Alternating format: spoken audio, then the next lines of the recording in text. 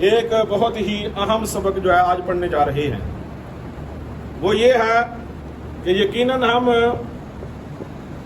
نماز پڑھتے ہیں تو کس کو راضی کرنے کے لیے؟ اللہ تعالیٰ کو۔ تو ہمیں سب سے پہلے یہ پتہ ہونا چاہیے کہ ہمارا جو ہے اللہ تعالیٰ کے متعلق جو ہے عقیدہ کیا ہونا چاہیے، کہ یعنی ہم جس طرح بعض اوقات لوگ اللہ تعالیٰ کے لیے میاں کا لفظ یوز کرتے ہیں، اللہ میاں معاف کری، یہ میں آگے جا کے پڑھاؤں گا یہ لفظ بولنا جائز بھی ہے یا نہیں۔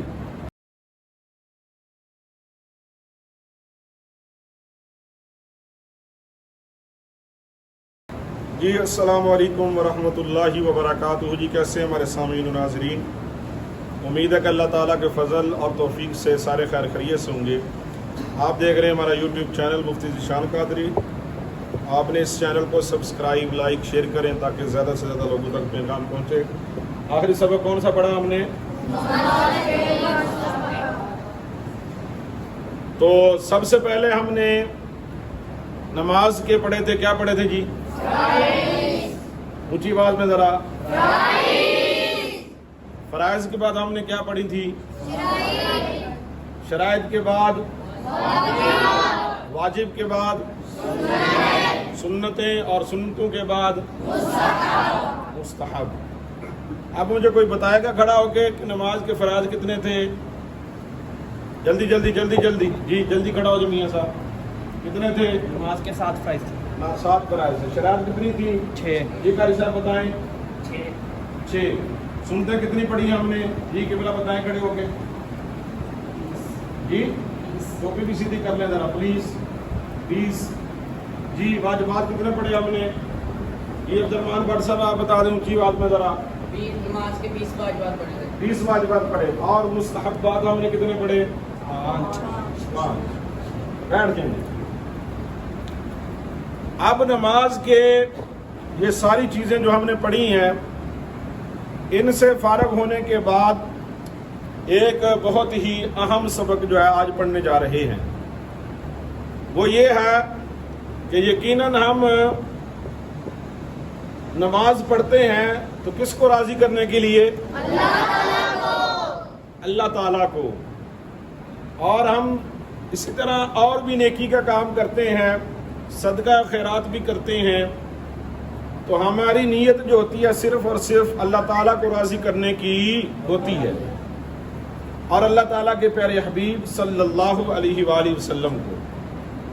تو ہمیں سب سے پہلے یہ پتہ ہونا چاہیے کہ ہمارا جو ہے اللہ تعالیٰ کے متعلق جو ہے عقیدہ کیا ہونا چاہیے، کہ یعنی ہم جس طرح بعض اوقات لوگ اللہ تعالیٰ کے لیے میاں کا لفظ یوز کرتے ہیں، اللہ میاں معاف کری، یہ میں آگے جا کے پڑھاؤں گا یہ لفظ بولنا جائز بھی ہے یا نہیں۔ اس کے علاوہ اور بھی کافی ساری خرافات ہیں، چونکہ علم نہیں ہوتا اس لیے اللہ تعالیٰ کے کھاتے میں لوگ ڈال دیتے ہیں۔ تو آج کا سوال سب سے پہلا یہ ہے کہ ہمیں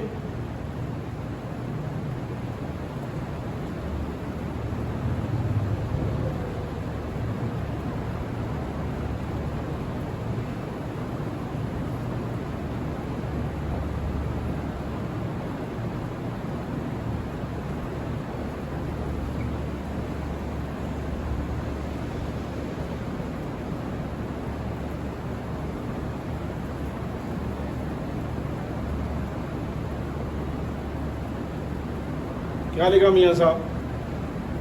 سوال: ہمیں اللہ تعالیٰ کے بارے میں کیا عقیدہ رکھنا چاہیے؟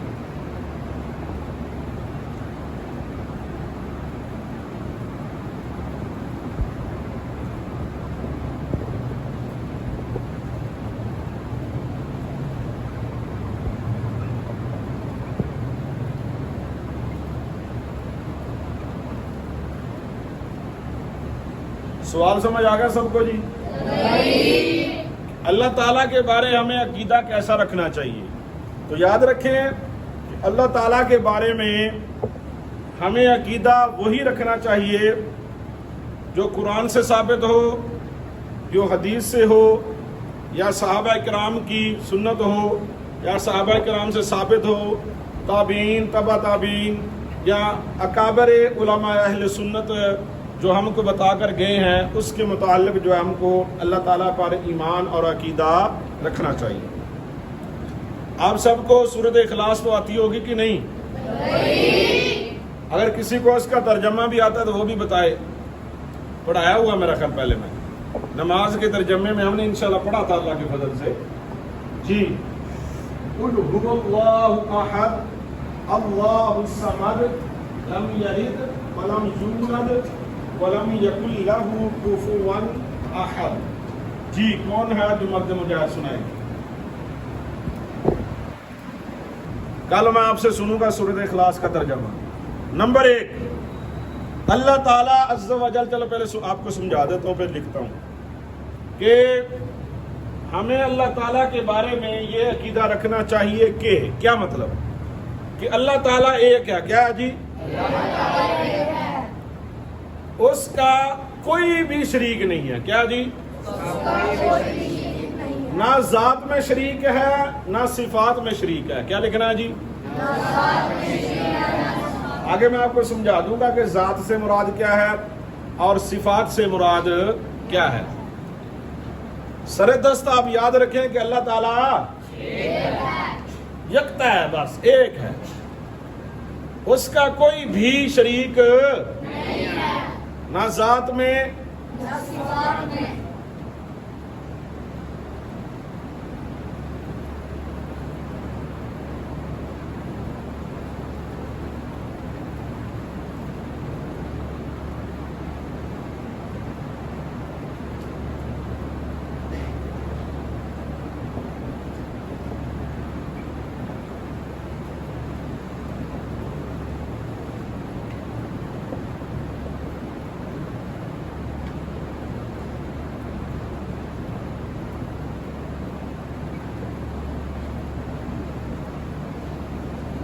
यहां तक बात समझ आ गई जी? जात सिफात आपको बाद में समझाऊंगा। नंबर 2 पे वही इसका मुस्तहिक है कि उसकी इबादत की जाए, यानी अल्लाह ताला के अलावा किसी को इबादत या किसी को सजदा करना जायज नहीं है।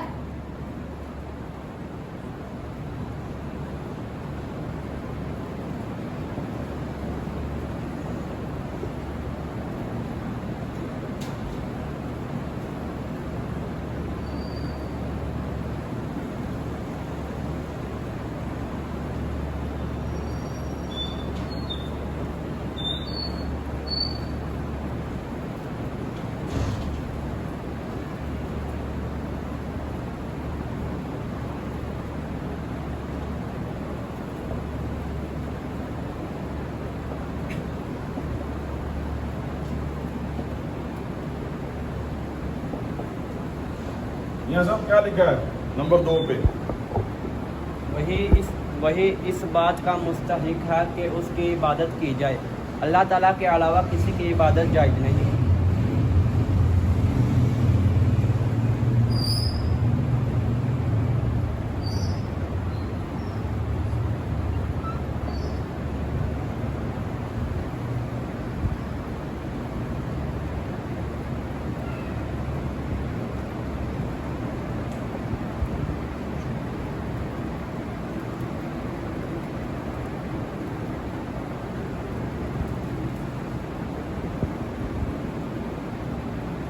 जी नंबर 3 वही वाजिबुल वजूद है और इसका अदम मुहाल है।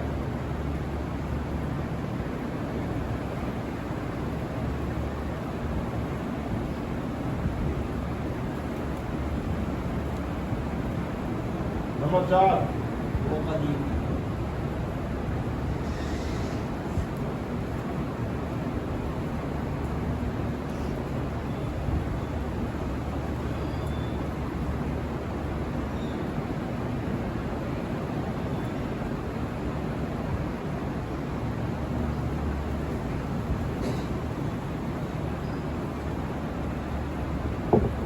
नंबर 4 पूरा पढ़े, जरा ऊंची बात में पढ़। वो कदीम है यानी हमेशा से है, यानी अज़ली है।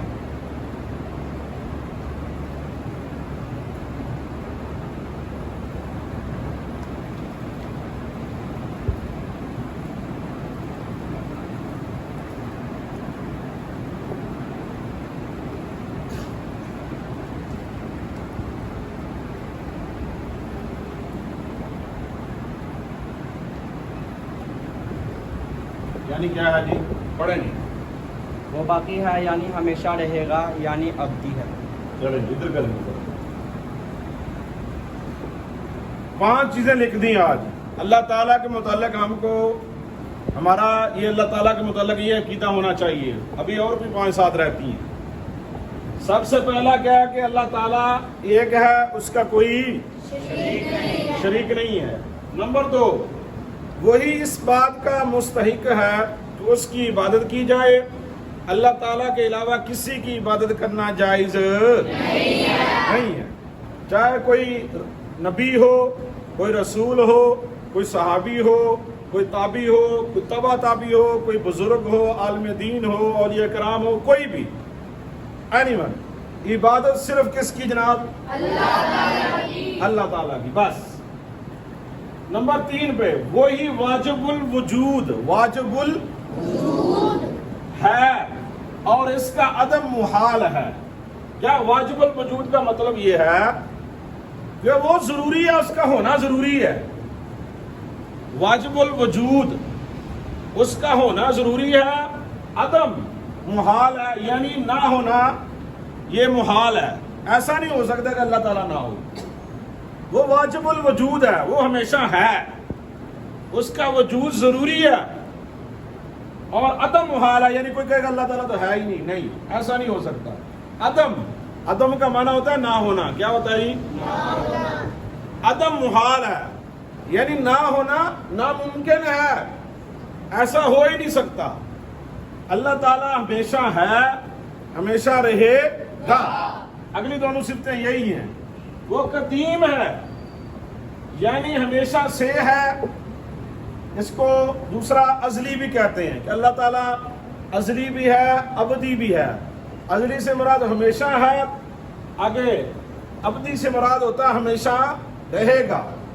وہ باقی ہے یعنی ہمیشہ یعنی کہ یعنی ابدی ہے. بات وہی آ گئی ہے, ہمیشہ سے ہے اور ہمیشہ یعنی اللہ تعالیٰ کی ذات ازلی ہے, مطلب ہمیشہ سے ہے. اللہ تعالیٰ کی ذات ازلی کے ساتھ ساتھ ابدی بھی ہے یعنی کہ ہمیشہ رہے گی اللہ تعالیٰ کی ذات. تو آج کا سبق کرتے ہیں یہ ختم. آپ یہی لکھیں. مزید اس میں کچھ سمجھنے والی چیزیں ہیں, انشاءاللہ کل سمجھائیں گے. تب تک کے لیے اللہ حافظ.